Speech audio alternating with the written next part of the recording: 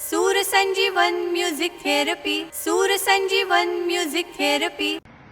नमस्कार, मैं हूँ सूर संजीवक अश्विनी कामत। सूर संजीवक माने सूर संजीवन, ये जो एक साइंटिफिक मेथडोलॉजी है म्यूजिक थेरेपी की, इसकी मैं एक सर्टिफाइड प्रैक्टिशनर हूँ, सर्टिफाइड म्यूजिक थेरेपिस्ट हूँ। हमारे मेंटर डॉक्टर शशांक कट्टी, उनके 25 वर्षों के तपस्या, मेहनत और रिसर्च के बाद ये एक साइंटिफिक मेथडोलॉजी निर्माण हुई, जिसका हम एक हिस्सा है और आज कई सारे सुर संजीवक सक्सेसफुली प्रैक्टिस कर रहे हैं।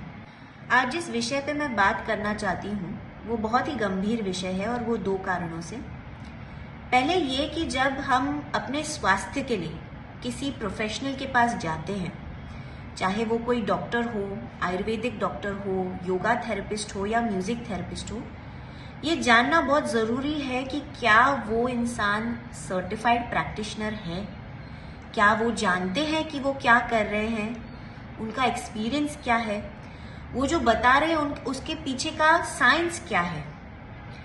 अब म्यूजिक थेरेपी की ही बात ले ले तो ऐसा नहीं है कि म्यूजिक थेरेपी से कभी किसी को कोई हानि नहीं पहुंच सकती, तो कोई भी कर सकता है, हम किसी के पास भी जाए कोई आपत्ति नहीं हो सकती। पर ये गलत सोच है। म्यूजिक थेरेपी से अगर किसी को लाभ होता है तो हानि भी हो सकता है, अगर जो म्यूजिक थेरेपिस्ट है, जो संगीत उपचारक है, वो नहीं जानता कि वो क्या कर रहा है। आजकल बहुत सारे ऐसे कोर्सेज, क्रैश कोर्सेज या फिर व्हाट्सएप, इंस्टाग्राम और फेसबुक पे बहुत सारे से वीडियोस और मैसेजेस आ रहे हैं जो म्यूजिक थेरेपी की बात करते हैं।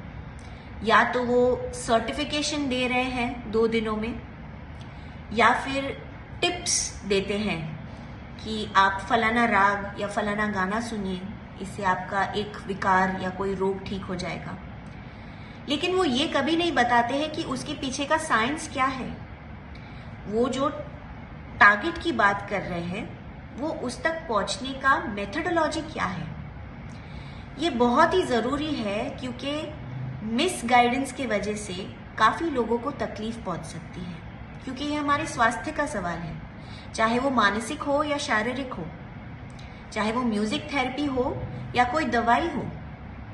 ये हम एक उपचार क्यों कर रहे हैं वो समझना ज़रूरी है। क्या वो उपचारक जानता है कि वो क्या कर रहा है, ये भी जानना ज़रूरी है। और इसीलिए मेरी आप सबसे एक विनती है कि ऐसे स्पैम मैसेजेस जो सोशल मीडिया पे सर्कुलेट होते हैं, उन्हें इग्नोर करें। ऐसे कई लोग हैं जो थोड़ा बहुत नाम कमाने के लिए कोई भी रास्ता अपना लेते हैं, लेकिन ये आपके स्वास्थ्य का सवाल है, तो सावधानी बरतें। ये जानना बहुत ज़रूरी है कि म्यूज़िक थेरेपी कोई 2 दिन में नहीं सीख सकता। ये सालों की तपस्या होती है, उसके पीछे का एक साइंस समझना ज़रूरी है। तो ना तो कोई विकार 2 दिन में ठीक हो सकता है, ना ही कोई संगीत उपचारक 2 दिन में बन सकता है।